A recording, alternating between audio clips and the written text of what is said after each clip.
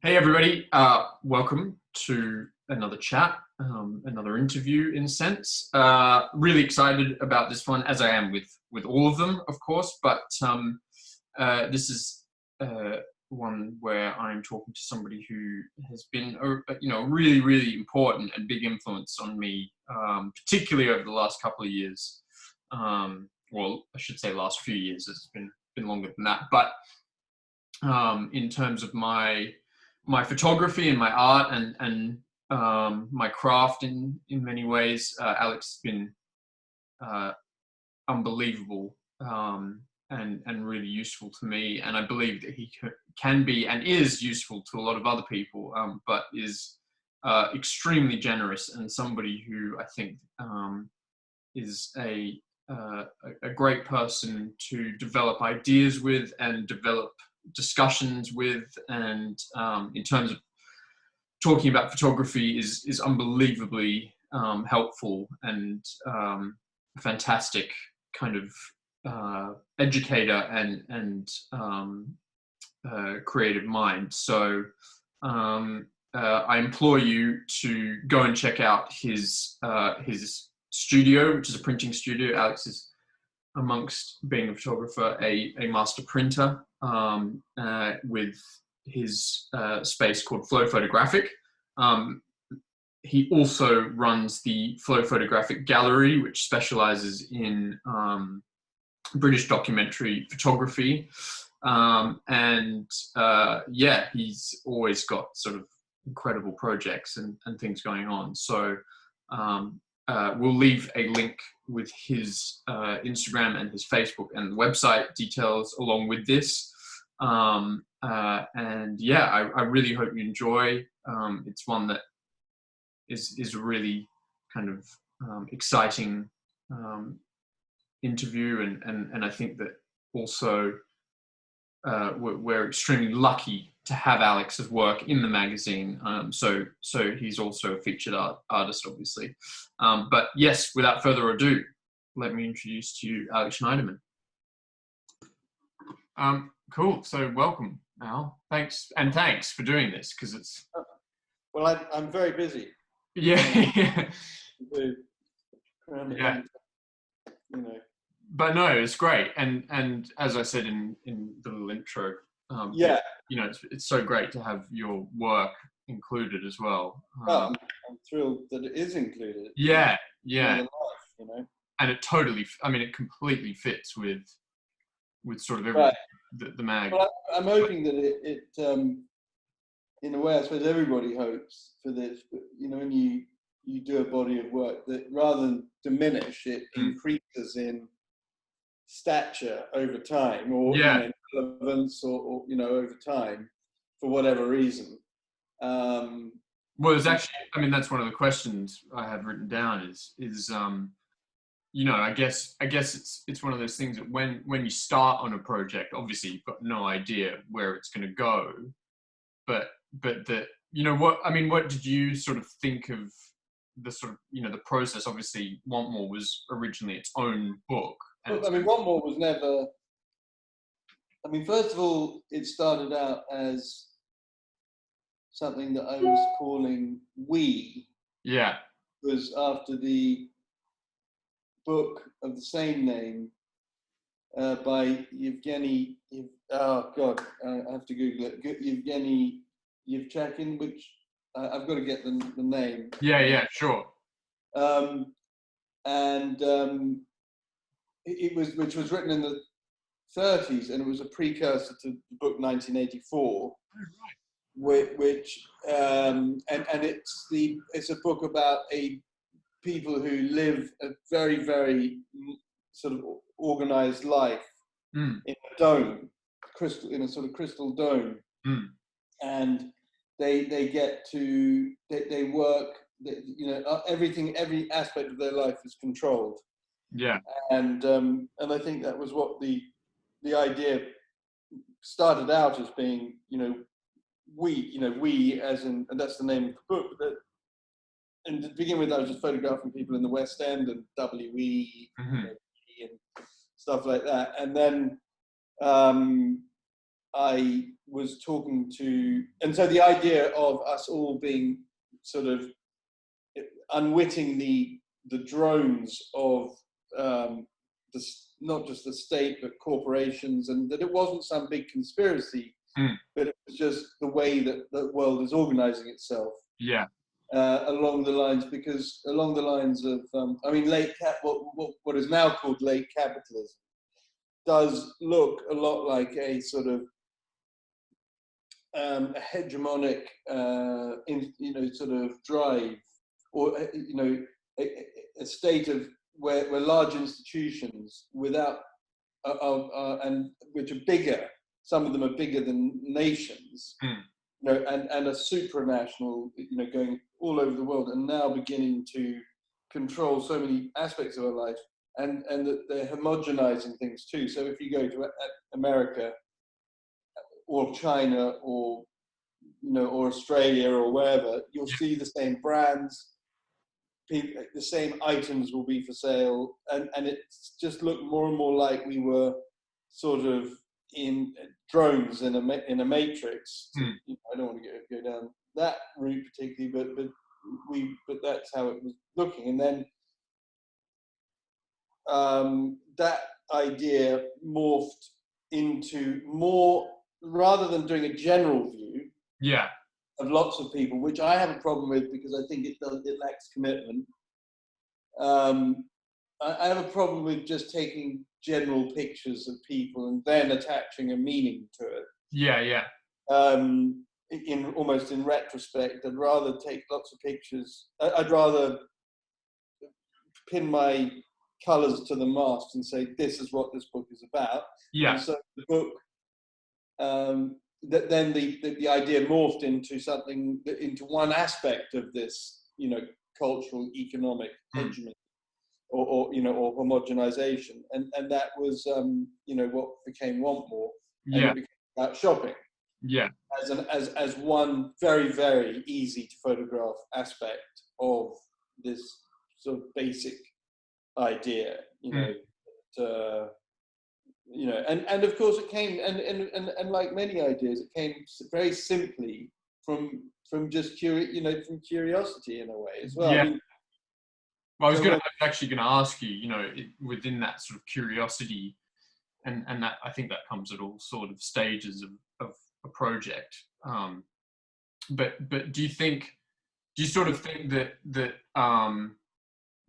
curiosity sort of leads into a purpose, or that, projects kind of come out of, for example, with Want More, do you think you were sort of looking at it from a, consumerist way and thinking, oh, do I want to photograph or show or represent consumerism, or did it come by not so sort of directly? Yeah, well, I think I chose consumerism because it's so easy. Right. It's such an accessible subject. And everybody consumes. Everybody does it. Yeah. People do it. It's a very, very visible art, sort of facet of this. I mean, there are hidden facets which are just numbers, I suppose. I mean, if they pick like numbers, in the economics, in the economic sort of picture of the West, let's say, particularly. But I think, it's something which is spreading everywhere. The hidden numbers are in home ownership, in the difficulty with which, say, your generation is finding it to get onto the property ladder, in the way that money is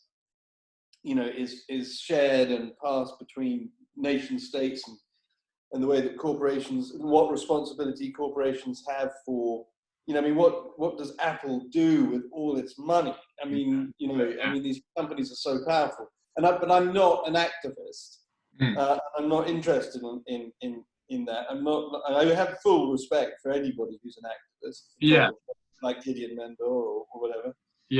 I really do, but I'm not. That is not my thing. My thing is to be is to get in amongst something and portray it, you know, without you know, yeah. And you know, and there was always the idea that I am very committed to the idea. You know, I don't shoot or produce that much, but I am committed to the idea that when you shoot, and when you're taking pictures, there is a purpose in it, and that purpose is something which has real value in some way, and isn't just sort of notional. You know? Yeah. I mean, on that, just because, and this, you know, I mean, not to get sort of too philosophical, but I'm always interested in how people's perspectives are kind of shaped. Where do you think that came from? This kind of, you know, that for you, the purpose of your photography was about sort of, you know, observation. I mean, that sounds like a silly question because photography, but you know, there's varying forms of it. I think there has to be. It's coming from the basis that I think there has to be risk involved. Yeah. I think there's a tendency to, in photography, to make something of your own life. You know, that everything is equally interesting. And there's no question, in the hands of a master or mistress, if that's the right word. Then they, you know, then photographers can, you know, cast their eye over something, and they're artists and they can make something interesting. But I think for the great majority of people, there is a tendency towards really facile photography that doesn't really have a bed in any. It doesn't have roots in anything. Doesn't have a commitment to anything, and I think it's just something I've noticed as I've got older and looked at other people's work more and found the work that I enjoy. You know, there's you know, there are books, and when I say risk, I don't mean risk as in physical risk or it can, you know, it can entail that or whatever, but I mean risk as in commitment and that it could all go wrong and it could all be a pile of shit anyway. But you commit to something. I'm thinking, you know, of Walker Evans' Many Are Called, which is a book actually that, you know, I was given, and I hadn't really ever seen it before. I'd seen the spine of it before. I'd never seen it, and it's a picture that Walker Evans did of people, you know, on the subway in America. And he had an idea to conceal a camera and photograph people, you know, unwittingly, you know, candidly, on the subway in the 30s. You know, I mean, so it was a long time before. You know, and the pictures are incredible. You know, I mean, we've actually sat down and looked at that. Yeah, we've looked at that together, and he and that book has had a massive impact on me because it's not about anything other than people sitting on a subway, but it's on the New York subway, but it's about his commitment to what he wanted to do, and he wanted to show people in their location, you know, in their natural state, as it were. And it's a very intimate book, even though you don't know anything about the people, but there are just some beautiful pictures in there, and it's beautiful. That's another. There is great beauty in that book. You know, I love the pictures. Just the pictures are beautiful. You know, so there is a sort of a rather. It's funny. There's some people at the I mean, and it's that commitment and so on. And so I don't really like doing anything I'm not committed to. Right. You know? Yeah. That anyway. No, I mean, it's interesting to talk about that sort of commitment to things because a lot of, and I think a lot of people, certainly in photography, especially sort of my age, there isn't as much of a commitment. You know, I think a lot of photographs are taken for the sake of taking a photograph rather than you know, for the point of a story, or for a kind of exploration or discovery. So I think, yeah, I mean, I think there's a, I mean, there's a tendency in the, maybe it's in academia. Yeah. Evgeny Yevgesin. I got to Google it. Yeah, sure. Here, I'll pause for a second. No, it's okay. It's okay. There's a tendency, I think, to democratize everything. You know, and you know that there are lots of pictures that people show, and because there's a sort of deconstructed sort of quality, you know, Jürgen Teller, Tillman's, you know, that sort of look, which they have made hugely successful careers out of, and definitely had something to say. But that look has bled into everything. Yeah. And whilst I'm equally opposed to that sort of overly contrived vision of photography that I sort of got my training in the 90s. Yeah. You know, in the early 90s, when, you know, when photography has a sort of perfectionist sort of group of, you know, there's a sort of cohort of perfectionists in photography. Yeah. Couldn't be anything less interesting than that. Yeah. But there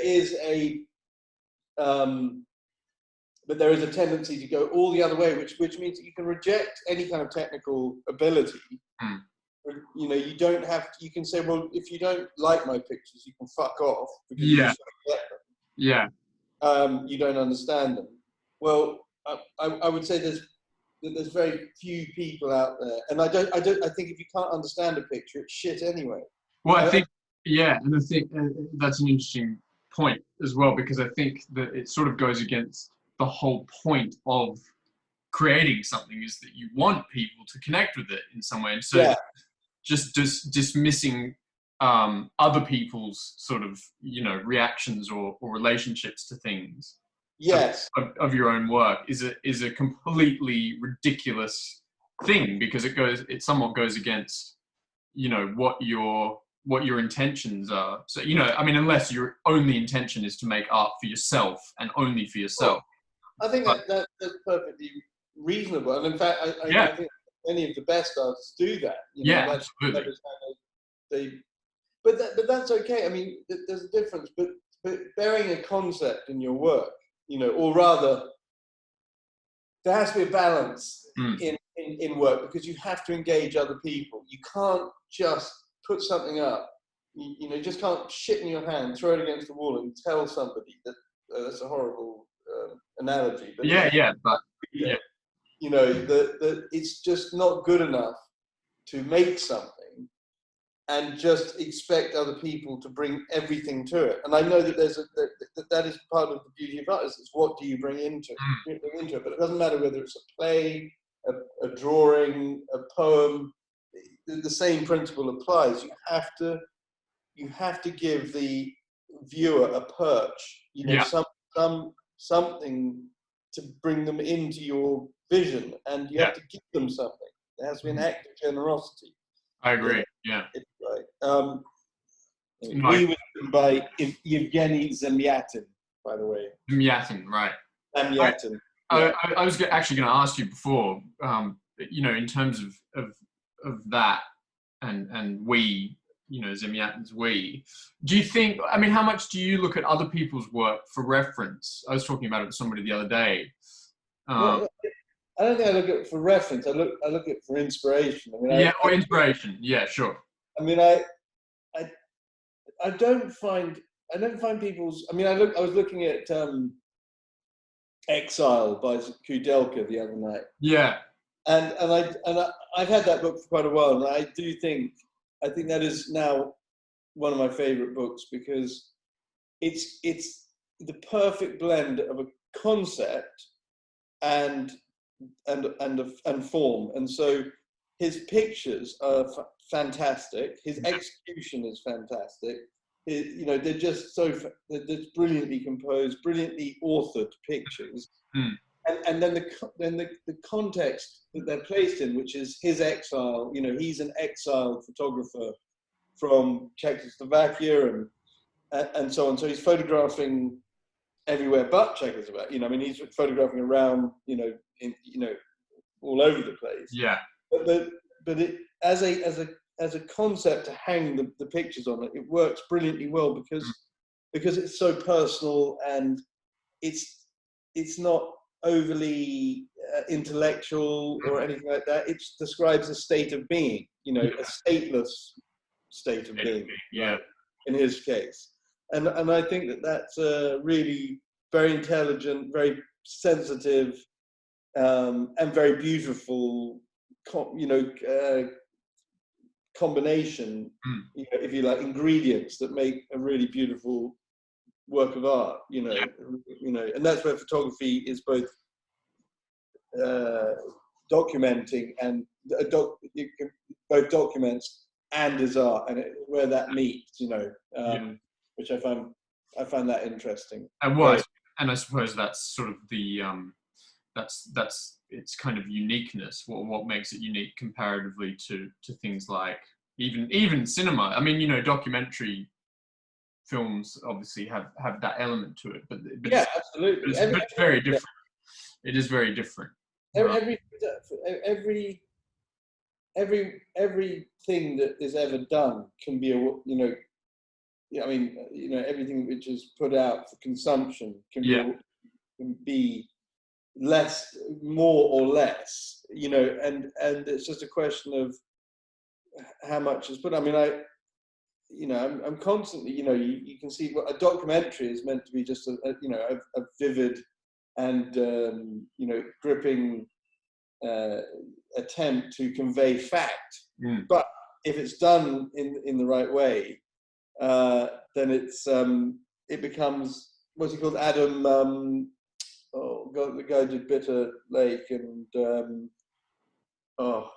I've just forgotten his name. Anyway, he's done the BBC documentaries where. Oh God, I should know his name because he did hypernormalization. Adam Curtis. Adam Curtis. Yeah, exactly. I mean, those documentaries are works of art as well as very, very persuasive, polemics as well, and documentaries. So. I'm not saying that I think the whole world should be full of those sort of rather abstract type presentations, but I think there is an attraction to them. Yeah. You don't. I mean, I think it's important in all storytelling to never tell the story exactly straight on. Yeah. I want to be, and that's not about just if you say.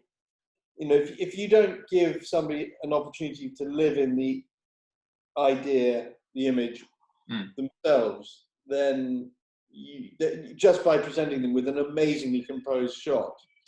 Hang on, I've just got a. Yeah, no problem. So yeah, I mean, I think this is. The thing I was thinking about the other day is, planning for this is, it was funny looking at I had the Want More Pictures just up on my computer. Yeah. Actually, I need to get a book off you. I still don't have. Yeah, I don't have one. I've never got one. I know for some reason I just never. That's but I was looking at the images, and it's funny seeing everybody packed so tightly together. Oh, and so. I mean, it's weird because I was looking at a video on Instagram the other day of a street performer in New York in the subway, and even just seeing that, it was weird seeing all these people together. I'm joking. Whenever I see groups of people, I think something's wrong there. Yeah, exactly. How could they not be? I just can't believe how far we've come so quickly. I mean, how many weeks is it? A month or something like that? And, I think this is our fifth. We're about to have hit fifth week of finished fifth week of I think we were kind of. I think for a couple of weeks, even before the lockdown, we were already social distancing, weren't we? So Yeah, that's right. Yeah. It's certainly. I mean, I can't believe how quickly the world has changed from not thinking about something. You know, going into a pub. I mean, we went to a pub, drinking in the Warwick. Probably the last day that any non-crazy person would have done it. Yeah. And whenever that was, and now that is just a distant dream. It really is. Yeah, I think even then I was slightly concerned that we were taking a risk. Well, yeah, I mean, it was packed. It was absolutely slammed. It was absolutely hammered. Yeah, it was. Yeah. I think that was. Yeah, that must have. I mean, that must have been like less than 10 days before everything.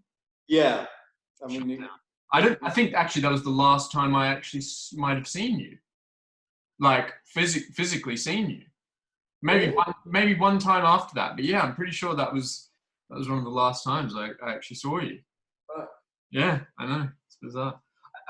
And actually, I mean, that's quite a sort of leading question. Is, I mean, what do you think? For example, the world like Want More, which you could argue is sort of the world we've left behind going into lockdown.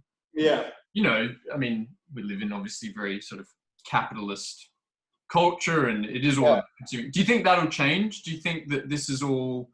I mean, I think that we are at a crossroads, for sure, and either things will continue down a really, really bad track, and something like, you know, the financial crisis will happen again and again and again, or will go another way.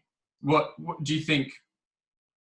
I mean, I think that if they get a vaccine, I think you can play it. It's a mind game, or what do you call it? You know, so like if there was a vaccine today, people would be back in Oxford Street shopping the fuck out of it. Yeah. Tomorrow.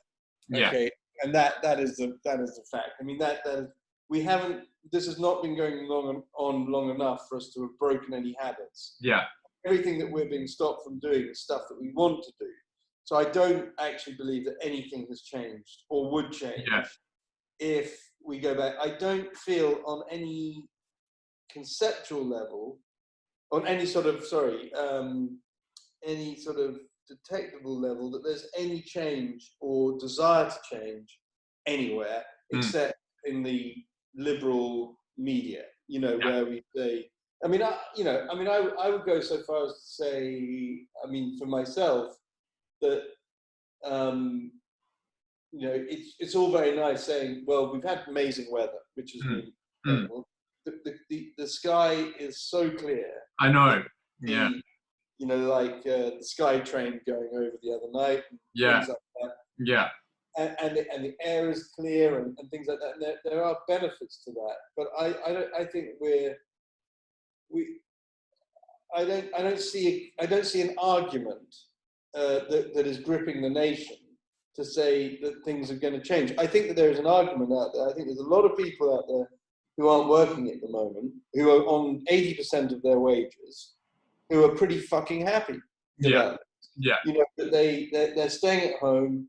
They're rested better than they've ever been. They get to play with their kids. They get to do everything that they except go out and go and but they I think that there's a lot of people who are going to really hate going back to work. Well, and yeah, I mean, for many people I guess that's understandable, when you are on 80% of your wage and kind of allowed. 80% of a wage is it's still a significant reduction, but it is still, if you can survive, it doesn't give you much extra. I mean, I would like to think that. Now, what do I think? I mean, as a business owner, I want things to snap back as quickly as possible. Yeah. As a human being, I guess I'd like us to be, to learn something from it. You know. Yeah. Well, I mean, I ask it only because I've seen so much about what this has meant for the environment, and as you just said, I mean, the air probably hasn't been this clean in London for. I mean, I wonder what it means. I mean, if if they said, very often the argument has been like, you want to get to net zero by 2030 or something like that. And they said, well, in order to do that, we're going to have a major world recession or whatever. Well, this is it. I mean, they have stopped flights. I mean, largely stopped transport. Largely, this is what it looks like. And I wonder. I'd love to see what would affect, because now they will know that if you close down the world's economy for a month, 2 months, however long it takes. Goes on for, yeah. How long, what this is what the effect, there'll be a real metric that they can calculate from. Yeah. And in a way, I think, well, if we knew that you could close down the world's economy for 2 months, and that would reset the climate thing, and you did that every 2 years or something like that, would the world, it's an impossible ask, but would the world buy into that as a cost? For saving the planet, and I think that might change the discussion about climate change when you see what is possible. Yeah, absolutely. Absolutely. Well, and it changes. I mean, it changes the context of everything as well. Yeah, but the trouble is that it changes context, but you can correlate climate change, not denial, but it's a sort of a antipathy, or apathy about climate change. You can correlate that with other political positions just as much as you can say the friends I have who are climate change activists are of the other of another political persuasion. And the problem is that maybe coronavirus is going to be the thing which transcends political divides to push this into the mainstream, because at the moment the left are convinced that the West is, and that capitalism is to blame for killing the planet, and the right are convinced that capitalism will save the planet. Yeah. And whichever side of that debate, you're on, the side of that divide you're on, that's what you believe. But this coronavirus is non-political, except, obviously in America it's quite political with Donald Trump, but it is a fact. People are dying of it, and it can't be denied. Like climate change can be denied. You can deny that. But even then, they've had, they haven't denied the existence necessarily of it, but the other day they had all these clashes between protesters, not wanting to self-isolate, and doctors who went out in the streets. Right. Well, that's happening today. Literally today, and it's happening in various states in America, and it's fomented by Trump and I think in a funny kind of way, the American situation is less interesting because it's all based on the media. On the media. If there wasn't Fox News in America, and maybe one or two chat shows or talk radio stations which have a big reach, there wouldn't be the situation they've got there. It's such a simple thing. They've got a Fox News which lies to the people. That's not even controversial. That's an accepted fact. They lie for their own pecuniary reasons. It's all about money, and that's it. And the trouble with America is that it's divided along those lines, and so there's no argument there. It's not like one side saying, "Well, we see your point, but have you considered it from this point of view?" There, it's just Fox News tells everybody that CNN and MSNBC and CBS and are lying to them. All the most, and have undermined the value of news media entirely. Leaving them as the sole mouthpiece of good, sensible. It's just extraordinary. But it isn't interesting because there's nothing you can say about it. You can't argue with it.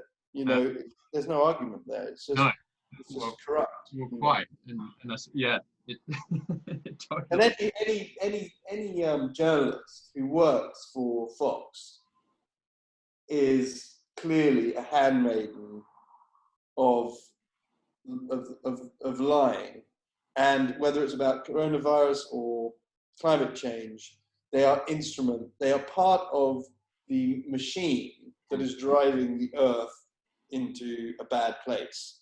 I'm not saying that CNN or whatever are part of the machine which is doing the opposite, but what you can say is that Fox News is doing that. Yeah. And, and they're doing it not for through reasons of belief or whatever. Yeah. But I mean, that's funny. It's hard, and I just find it so overwhelming because of the sort of polarizing opposites of the left and the right, really. And this isn't just in America. I mean, it's, most sort of Western countries have very kind of differing. I mean, a lot less so than America. America's extremely progressive.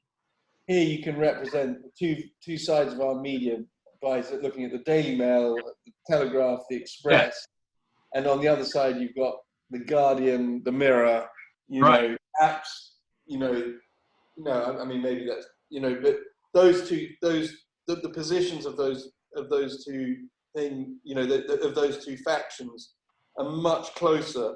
Yeah. And much more based on argument. I mean, okay, there's emotion in both arguments, but if you believe in Brexit, then you might believe in Brexit because you emotionally believe in Brexit, but you could argue that you could make an argument that we will be better off with Brexit.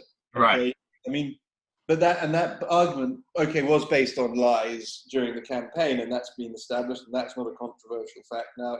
People were lied to, but I think there were lies told on both sides, but mainly on the Leave side, and there are problems there, but they are nothing like the problems that we have in America. I mean, that we don't have that division here because our media, we still have the BBC. Like fuck, I mean, we still do some of the same things. We still, I mean, in America they've even got sports which only certain people, like NASCAR. I know, it's extraordinary. How can you have a sport that represents a political? You can be poor. To But I think, it's interesting that somewhere like America. But what I mean as well by saying that there are these kind of two sides in a lot of places, and that varies on the level of kind of opposite. But I also find I like, not that I necessarily get my news from it, but say take your project with Want More, or take any sort of socially or culturally motivated work. There's something nice about looking at artworks in a way versus something like the news, because it's a bit more, because it's more emotional, obviously. I feel like, and I guess part of our sort of attempt with the magazine is to sort of offer a series of projects that not necessarily argue a point, but that have kind of motivated elements to them. And I mean, do you sort of see them that in the same way? Do you see that sort of art or expressive medium can sort of not necessarily tell the news, but offer a kind of different way of looking at stories or cultural or social issues? It's a really loaded question, of course. I don't know. And I suppose you have to sort of define your terms. Like, I mean, when you say art, do you mean like, is Want More a work of art, or is it something else? I mean, for example, I'm not using anything that you can say. I mean, if you look at, say, I suppose what it comes. I mean, I suppose if you're trying to make an argument, I think it is interesting. If you're, it depends what you're trying to do. it has been said by many, many people that simply showing pictures of degradation and injustice just doesn't cut it when you're trying to motivate people. Although just occasionally a picture will come through and will bring the world's, you know, politicians and everything to focus on something. You know, there was that Ayan, that kid that washed up on a beach. I mean, that awful picture of the dead kid on the beach and everything, and that did capture the world's attention. And maybe that had a positive effect. But you know, that picture was not art in the sense that it wasn't aimed as art. It was a journalist. It was a journalist who took the picture. But the and then if you've got people who are trying to represent another side of it, I think that I don't think that you can comment on the news, because news is a continually unfurling thing that goes on all the time, and news is often, you know, sort of incomplete and so on. I think that when you take a position, like a polemical position, on which you can do with art, then you're taking an overview and you're taking a position, of a perspective, and you're being biased. And I think that bias means that you can't really engage, you can't really say that you're engaging with the truth, because you are not empirically or objectively anyway. What you're saying is art can only take a position, you can only, by using art, you can take a position to engage people or to reflect something, but you are being partisan in that. And I don't think this undermines it. I'm just saying it's not the same as activist documentary, like, for example, what Gideon, again, I've got his books on the desk there, so I keep mentioning, but not to mention, you know, to say what he does. You know, and then of course things become art later, 20 years down the track, when the people in it look out of date, and suddenly things look quite different, and you feel yourself removed from the action by years, by time, and then it becomes art. But I think in the first instance, if I've understood your question correctly, you know, that my view is that art is not a good objective medium through which to comment on something. I think it's a great way of engaging people. And Rebellion have used art, as it were, very brilliantly to engage people. But I don't think it's an argument. It can make an argument in itself, because argument is fact, and art isn't fact. No, quite. And you know, an artistic stance as a position, as much emotional as it is objective. And you know, a lot of art is completely and it's expressive of humanity. You know, that's what art should be doing, because humans are, you know, in the end, you know, humans, whichever, whether you're a Nazi or a communist or whatever, hat wearing, you know, southerner, or a, you know, you know, sort of a hipster, you know, Manhattanite, you know, you're with liberal tendencies, you're still a human being, and on some level we all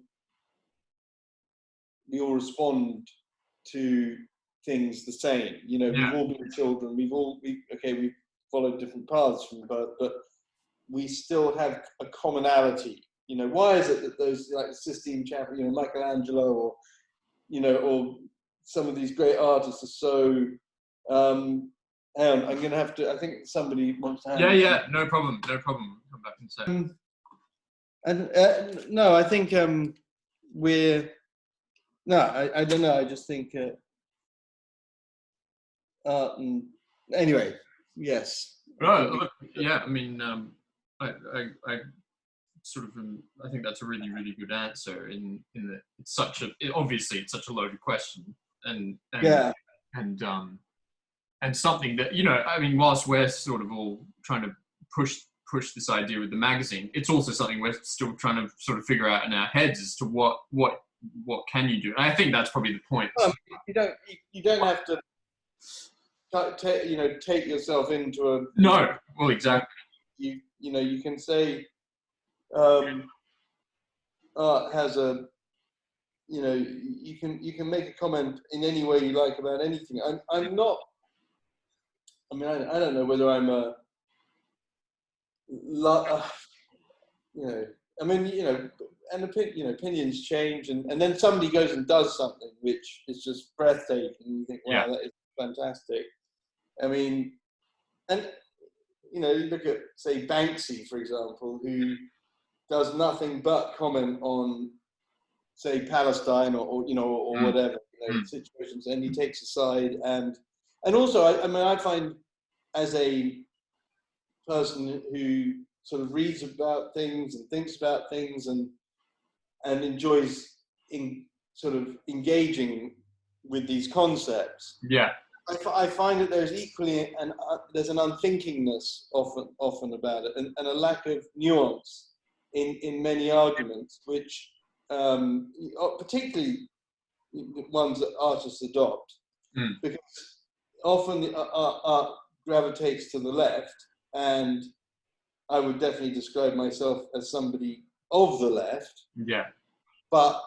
And I am sympathetic to more left-wing politics than I am to people who vaunt right-wing ideals. But I'm not 100% that way. You know, I mean, I do see things on both sides that I quite like, and things that I don't like, and I don't like it when you get a sort of activist, you know, that say that active. You know, one of the things that don't feel comfortable about XR is that I know that along with XR are a whole bunch of other political beliefs, which I might not ascribe to, but they would definitely put into the same thing, and they may be right, you know, and the people they're carrying along are quite often. I mean, I think they've done a good job of bringing the middle class along in a way, but without the middle class, you know, in the UK, you can't do anything. Yeah. Because you need to have, you know, you can't just have a pop, because the whole of Britain is, you know, is a sort of varying degrees of middle class. You know, now, you know, we've changed as a nation. And I think, and we're not identity politics people either, like in America. You know, you don't predict what black people or Jewish people, I mean, you know, how they're going to vote, and we don't expect them to vote as a bloc. You know, we expect them to vote as individuals who read the new, you know, who have their own position, and I think that's to be preserved. But I sense large, you know, like the Occupy movement, definitely came from a perspective of hatred of capitalism, you know, anger, which was, you know, born of the 2008 crash, and which still makes me angry to this day. But I read a book, a very small book by Yanis Varoufakis, and you know, although he was almost the figurehead of the Occupy, not the official figurehead of the Occupy movement, but he was definitely there. You know, he was definitely on that side of the intellectual debate. As the finance minister of Greece, and going through everything that they went through, and he is a really, really intelligent, well-reasoned person. But many people take an entirely emotional point of view. They just assume that if you wear a suit and tie and you go and work in a bank, you're probably the devil's spawn. Yeah. And I know that that's not the truth. Yeah. You know, I know you know, that isn't the way it is. And so I find that it's very hard. So that's why I think, I mean, just talking about one more, I mean, I don't need to bring it back to that, but that's a completely non-political view. It's a humanist view of something which I think needs to be looked at, and only politics perhaps can look at it properly. can do anything about it. But you know, it's like, this is where we are. Do we want this? Yeah. And if we don't want this, then which way do we want to go? Yeah, yeah. I'm not telling people how to go about that, and you know, I'm not political in that sense. Yeah, yeah. I mean, it's sort of amazing how it's you know, definitely wouldn't say it's come full circle, because obviously, you know, art doesn't really, that's not what it really does, is it continues to exist. But it is amazing to see how Want More's kind of, I mean, so you shot Want More in what year? 20? Oh, it was over. It actually took many years. I mean, it was between 2011 and 2015. Yeah. And I mean, so accumulation of images over that time, and you know, it was, and yeah, so it changed in that time. It changed, you know, it changed from being a sort of purely sort of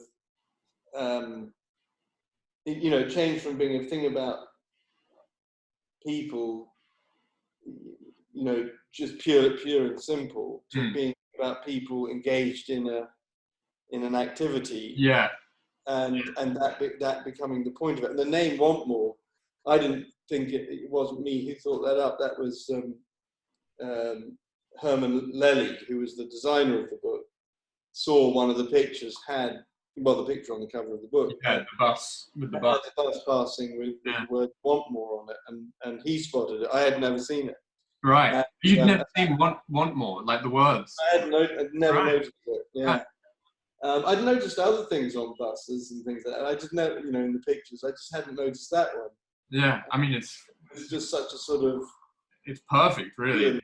You know, sort of, you know, it's brilliant of Herman to find, you know, find that, and that was clearly what the title of the book should be. But but the concept of the book at that stage, and I'm not quite sure what I was thinking of calling it at that. I can't really remember. But it was, you know, at that stage, the Want More just encapsulated the tone of the work very well, but it didn't change what the book was about. It just gave it was the icing on the cake. Yeah, yeah. It wasn't the thing. So I didn't chase or reform it around the idea of but who would? I mean, yeah. But, do you think I mean, somebody recently asked me this, and I couldn't quite figure out how to answer it. Is you know, do you, and I guess this is sort of most appropriate for photography, but do you think when you go out and you have a sort of project idea or something you're working on, do you focus on that whilst you photograph, or do you sort of, I mean, Alex Soff said this really interesting thing, which provoked me to think about it, is that, you know, he obviously goes out on, whether it's on commission or to do a personal project, but then there's other images he takes that sort of have nothing to do with the project he's shooting. Right. And so his view of it is very much that things kind of come along and later are formed. Do you think you form things whilst shooting, or do you think you edit things? I think actually, yeah, I'm now convinced that although I do really only take pictures, I think that I'll just say before I answer that, I think that the accumulation of images can be a destructive thing. Yeah, right. You still have to go through them, and that takes time and that takes energy, and just the mere Winogrand style accumulation of images could only, I mean, Winogrand only accumulated images, but he was never trying to tell a story. He was never trying to tell us. He wasn't cramming his images into a project. Yeah, they were just what he did. He was just a visceral photographer taking pictures. I now restrict myself. It doesn't take much to restrict me. I just feel that only feel comfortable taking pictures that I know I'm working towards using them. Yeah. That I know, because I know that I'm using them in a project, like I'm photographing around here at the moment. Yeah, yeah. But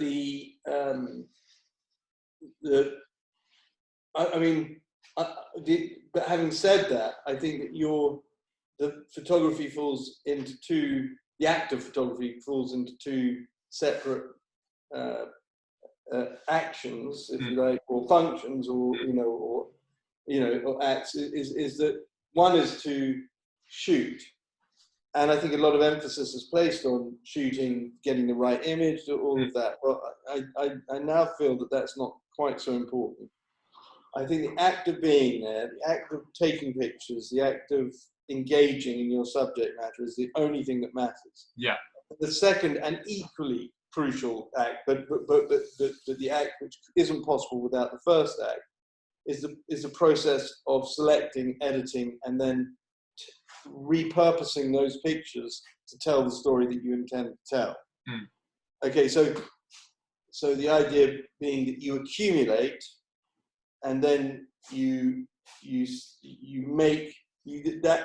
accumulate like raw material as a potter, pulls out a piece of clay. Yeah, yeah. Okay, and then just as a potter and photographer working on a big project needs to use all those photographs that they've created, they've shot, to fashion the best possible story that they can out of what they've shot. Yeah. And that means bending them almost to your will, so, and I think that there's a magic that happens when you do that, and you suddenly create magic. You create gold, where, by burnishing these pictures with a sense of purpose. Yeah. And that's only something which I've realized recently, in a way. I mean, I've known about that the act of editing is probably the most important act you can do as a photographer, but I don't think I've understood it properly in those terms until the last couple of years. That's where, and I think every successful, well, when I say successful, I think every photographer who looks at their work and is happy with it has understood this on some level, that you have to be that your photographs are they're just a soup, if you like. And that's very much the sort of craft side of. It's not the craft. It's not. I'm not making a comment on craft, really. I'm not. All I mean by that is that in terms of creating not necessarily a finished product, but something that's tangible and there. That's that side of it very much so. Yeah. It's hard to. I mean, for example, let's take Kudelka's book Exiles again. Yeah. His pictures, individually, his pictures are wonderful images. There are, they probably all are wonderful. Off the top of my head, I can't think of any that jar me when I'm looking through it. But when you contextualize them as he has done, and then given them a framework, and then make them fit this framework, that is the magic. Then they certainly shine. And I think that is a really important aspect of bringing your work to bed. And I'm thinking of the zine sort of culture that we have at the moment. Phenomena, yeah. And and I know that the more facile a medium, generally speaking, the less good the product is, because it's taken less to produce it. And I think that that's not to say that zines are bad. I think they're really beautiful ones. I bought quite a few, which I think are beautiful. And really good.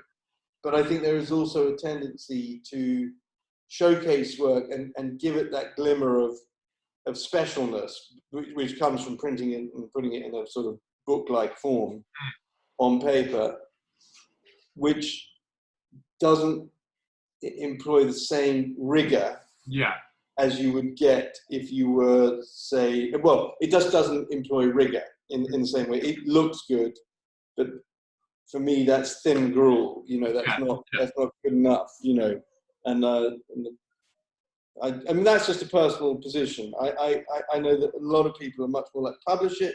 It'll be great. It adds something to the world of photography. It doesn't have to be earth-shatteringly good. It doesn't matter. So long as it's, you know, it's out there, then it's doing something. And I just don't happen to feel very enthusiastic about that perspective. But I totally think it's reasonable to have. Yeah.